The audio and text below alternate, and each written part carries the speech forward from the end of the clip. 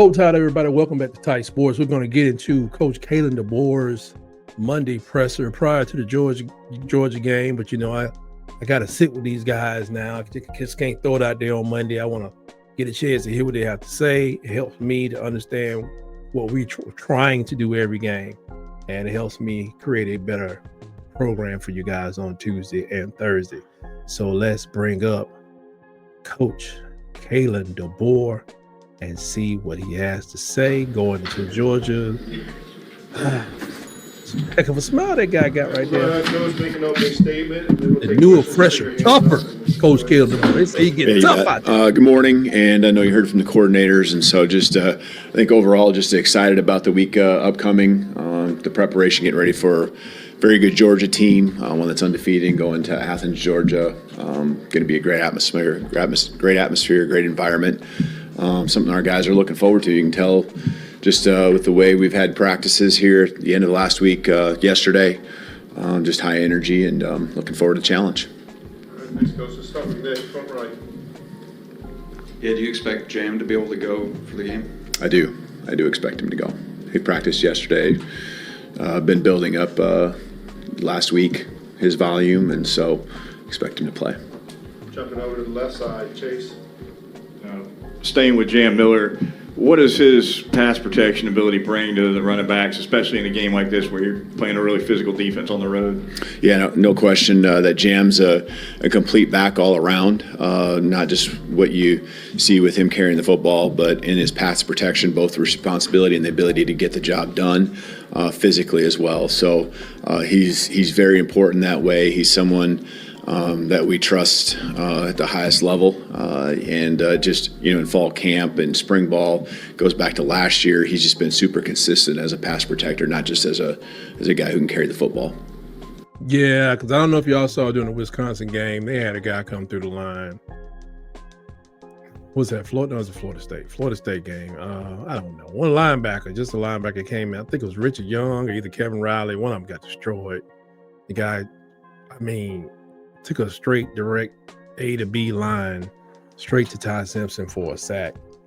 And I try to forget about it, so I can't remember which team it was. But it is unfortunate, however, that maybe Daniel Hill is not as explosive of a back or every down back, but he is a good blocker because of his size. But these backs have to start working on their, picking up these blitzes and being effective. You can't cut people like you used to be able to just duck up under them. I think it's illegal now. At least it is in the NFL. But I think you can't shoot for people's legs anymore. So you got to hit the weight room, get the push-ups in. You got 245 coming at you like a freight train. You got to take it. Keep these people away from our quarterback. Let's go to Jamie on the front right. Hey, Coach, how important is discipline in a game like this where penalties, mistakes, and crowd noise could swing momentum? Yeah, not every game, but a lot of these games that you have in the SEC come down to one possession, and going into the fourth quarter. And when you have games that are that close, it's a play here, a play there that keeps the drive alive. A lot of times it comes down to penalties. Obviously, there's an execution piece that is really important throughout the game, but you don't know when that penalty is. Is it the one that extends the drive in the first quarter, the fourth quarter? You got to be able to be focused and be disciplined for 4 quarters and more if needed. Right now, we're averaging about 66, giving up about 66 yards a game, which is a real improvement over last year. But 66 yards per game. It's not the touchdown we gave out last year, because it was almost 80 yards a game last year. So, but you give somebody 66 yards, start at 20, you're definitely giving up 3 points. And in a game like this, going against Georgia, this could be a 3-point game. Win, lose, or draw. Well, not draw, but win or lose, it could be a 3-point game. On the right side, let's go to Charlie next. Yeah, Coach Womack said that Tim Keenan's going to be able to go this week. Just what kind of boost does that give your defense up front? Yeah, I think in a couple of ways. He's voted team captain for a reason, and so the energy he's brought, the last even 2 to 3 weeks, just, his juice, and he's that way naturally. He loves this place. I think his perspective of being on the sideline has brought another level of energy to him that our defense and our whole team can really responded to. And then on top of it, he's a big anchor, big body in there that can kind of hold down the line of scrimmage, get it pushed in the pocket on pass plays, and so it's good to have him back. And he's had a couple good days here and continue to build here through the week of practice is what we're expecting. Go to Kennington back right. Need them other big bodies making moves too, Coach. Just what have you seen in the last few weeks from the team? Could be in game, could be in practice, that gives you confidence that they'll be able to go on the road and execute on like what happened in week 1? Yeah, whatever we've asked of this group, they've just been so coachable, and I think talking through and going through what we've experienced together. You got to prove it on the football field, but just the way that they want to respond in practice, I think, has carried over into what we've done, at least in these home games these last 2 weeks. And so, we got to be resilient. We know there's going to be storms that we're going to have to weather in the SEC, on the road, and you got to do it. No one else is going to go do it for you. I know there's a high want-to factor that this group has. Again, they've shown it in the work. They've shown it in their preparation, and that's the key. Really just prepare, invest, and do everything you can to be confident and do something special together. And so, I just ask these guys to empty the tank every single day, and they've done that, and that's what we got to do on Saturday. But we're going to have to be resilient, and understand that adversity against good football teams is going to happen, and know what our response is going to be, choose our response, and understand what that looks like even now, not just when it happens. Jumping to the left side, let's go to Colin. It has been reported that Coach Deboer has taken a new attitude, a tougher, more stiff-lipped attitude with the players, that no more, not necessarily Mr. Nice Guy, but that he's, he's calling people out and he's demanding more from them. You may have saw Rico Scott got jumped on after that ridiculous kickoff return where the guy, Wisconsin, ran straight down the field untouched. I mean, it wasn't even a missed tackle. Nobody even popped his collar. He ran scot-free. And I think the lane that was evacuated was Mr. Rico Scott. And Coach didn't wait till Monday. He didn't wait till the next half. He not only got on him, but he stayed with him as he got over to the Gatorade. And I think that's what we want to see more of, because, these mistakes just keep on going. And, these mistakes are costing us too much in these bigger games. So I was glad to see that. And like I said, if they want to leave, know where the door is. Door is right up. The portal is, Kind of in that same vein, has there been a change in conversation, a change in schedule when it comes to approaching games on the road, especially heading into this week, maybe compared to week 1? I think you do the same things. You might tweak something here and there, but I think it still comes down to, your preparation and execution. Every game's a little different depending on how far you travel and all that, where you're staying. And that's a lot of the times how the coordination of the schedule, might be impacted. And so for us, the flight and then the drive the next morning, that's going to be different than it is in some other cities that we go to. So again, it just comes down to keeping the main thing. You are certainly, in our case, always really trying to find the little thing here and there that might, help us with the juice, the energy, whatever it might be. But we also don't want to make something out of nothing. And, we want to make sure we're focused on the right things. And that's just, playing as hard as we can, giving everything we have to our preparation, and going out there and playing physical, sound, disciplined football.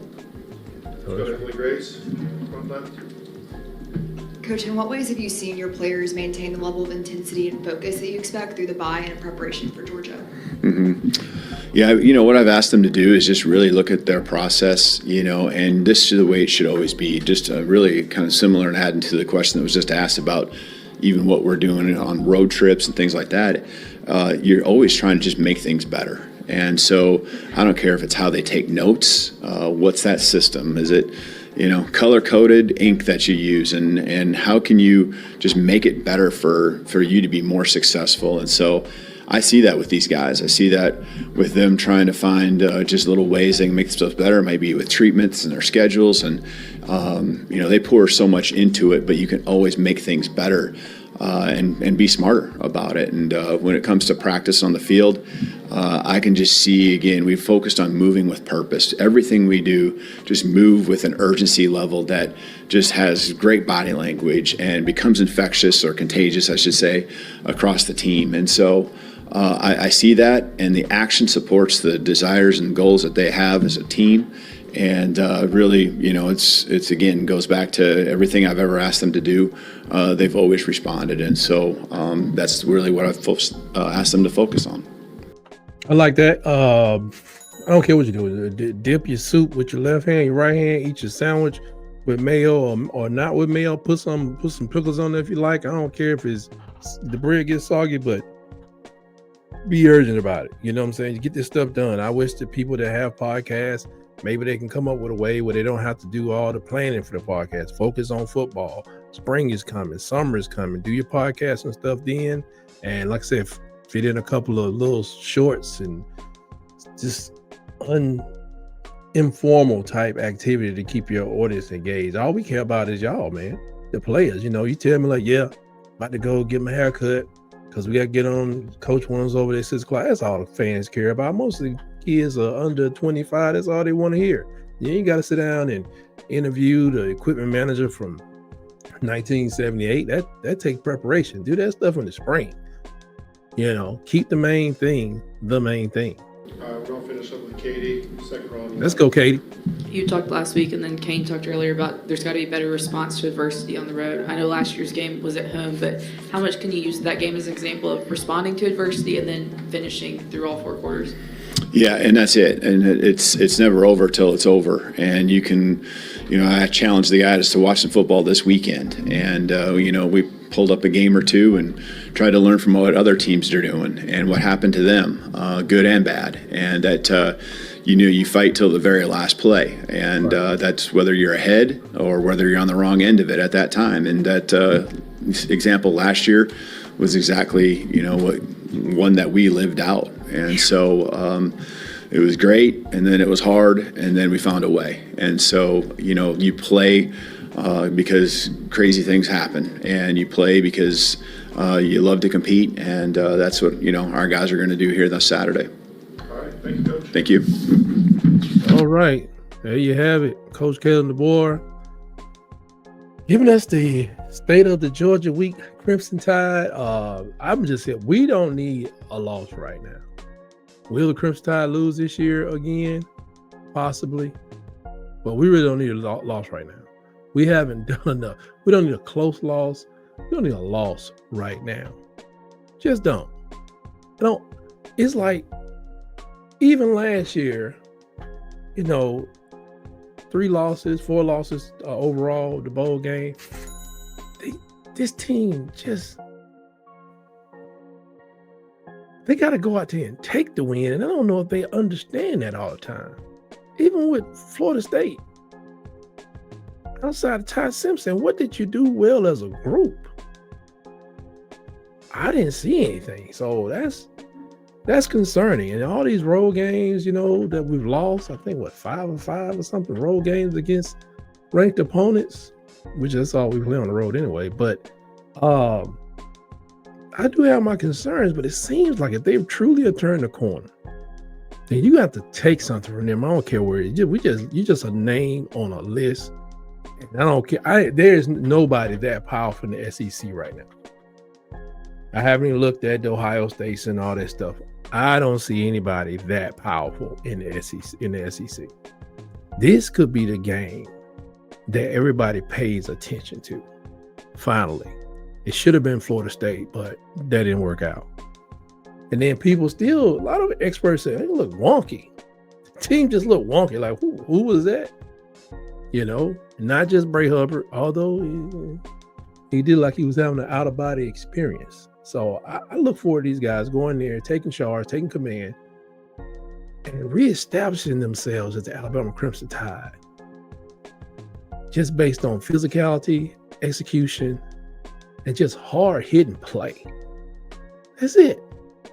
I just at least even if we lose a close one, I at least want to see that. I want to see like, oh my God, that was a painful game. So people are looking at it and be like, yeah, they lost, but Georgia paid for that one. That's the hallmark. That's the tell of the tape. That lets you know you played the Crimson Tide. Oh, you won, but you kind of lost. If they beat us by 3 points, they need to go to their next game and suffer an L because they ain't got nothing left. We got to get back to making teams play a game and a half against the Crimson Tide. That's the bottom line. But anyway, when you see these, I'll be getting ready to watch the game probably. But remember to join me on Tuesdays and Thursdays for Around the Herd, where I go live and talk about Crimson Tide athletics. Please subscribe to the channel, share with others, and remember to poke that like button right in the eye. Poke it right in the eye. And until next time, always remember, roll, tide, roll.